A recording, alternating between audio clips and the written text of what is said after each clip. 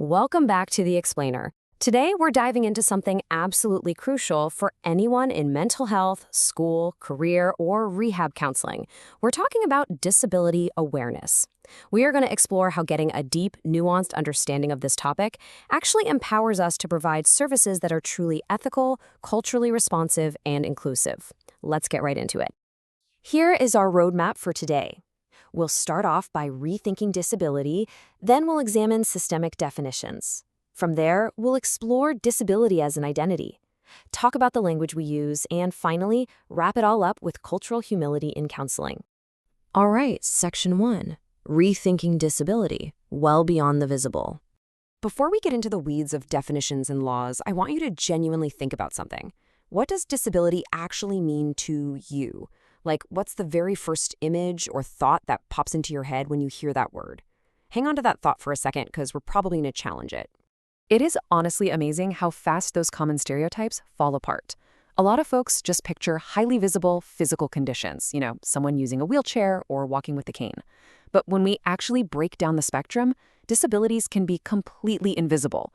We're talking a huge range: physical, psychiatric, sensory, developmental, cognitive, and chronic health conditions. And the thing is, they affect everyone differently based on their social environments, their culture, and their support systems. So in counseling and rehab settings, we literally have to look way beyond the traditional medical model. Disability isn't just some diagnosis written on a chart. It encompasses a person's identity. It's about their social experiences, the everyday physical and societal barriers they face, the stigma they might encounter, and, of course, their own advocacy and resilience. We really have to see the whole picture here. Moving on to Section 2, Systemic Definitions of Disability. And the key here is that purpose drives the definition. Okay, so a massive takeaway here is that there is absolutely no single universal definition of disability. Different systems and laws define it based entirely on what they're trying to achieve. Take vocational rehabilitation, for instance. In these settings, we're looking through a super practical lens. It's all about how a health condition actually impacts someone's ability to function in their real-life roles. We're talking specific barriers to getting a job, going to school, or just participating fully in the community. To really illustrate how purpose drives these definitions, let's juxtapose two major ones you'll definitely encounter: the Social Security Administration, or SSA, and the Americans with Disabilities Act, the ADA. Starting with the SSA, they use a really strict definition, mainly because their whole purpose is determining eligibility for financial benefits. To qualify under the SSA, someone literally cannot perform the work they used to do, they can't adjust to new work because of their condition, and it has to be expected to last at least a full year or result in death. It's an approach intensely focused on work capacity and long-term impairment. Now, contrast that strict focus with the ADA. The ADA is a massive civil rights law built to stop discrimination in its tracks. So its definition centers around having a physical or mental impairment that substantially limits major life activities. And what's really fascinating here is that it also protects people who have a history of an impairment, or even folks who are just perceived as having one. For us as counselors, the ADA is a total game changer because it legally backs up equal access and reasonable accommodations. Next up, Section 3, Disability as Identity, looking at community and culture. This one is a real paradigm shift for a lot of people. Disability is not just some legal or medical concept. For many individuals, disability is a profound identity. It's a vibrant community and a rich culture.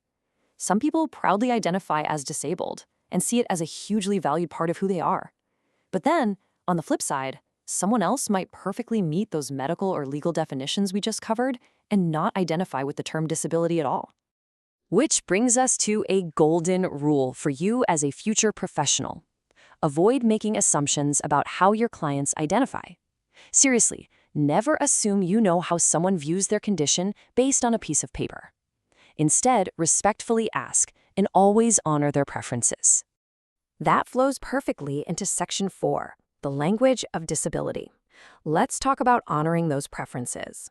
So, out in the field, you're going to run into two main linguistic approaches. First, you've got person-first language, like saying person with autism or individual with a disability. This intentionally puts the individual before the condition. But then there's identity-first language, like saying autistic person or disabled person. A lot of folks strongly prefer this because they see their disability as a core, celebrated part of their culture and identity, not something that should be separated from them. Here's the bottom line, though. There is no single correct approach that magically applies to everyone across the board. The absolute most important thing you can do is just use the language your client feels most comfortable with. This really requires adaptability and deep respect from you. And that brings us to our final section, number 5, cultural humility in counseling.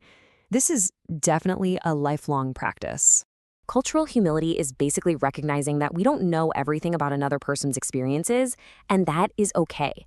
It means bringing openness, self-reflection, and genuine curiosity into the room. You're learning from your clients, rather than walking in assuming you're the ultimate expert on their lives.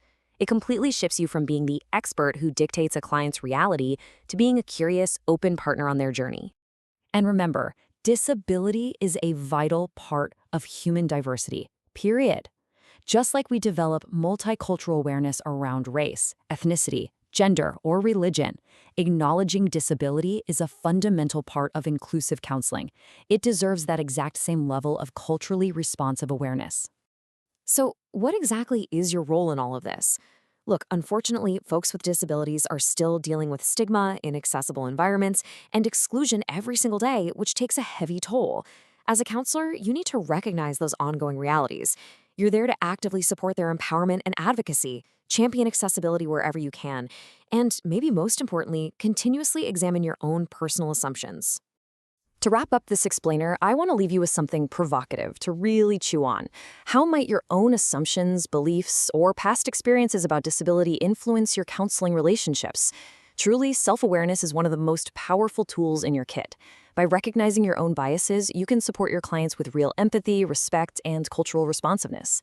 Thanks so much for joining me today. Keep asking those tough questions, and I'll catch you in the next explainer.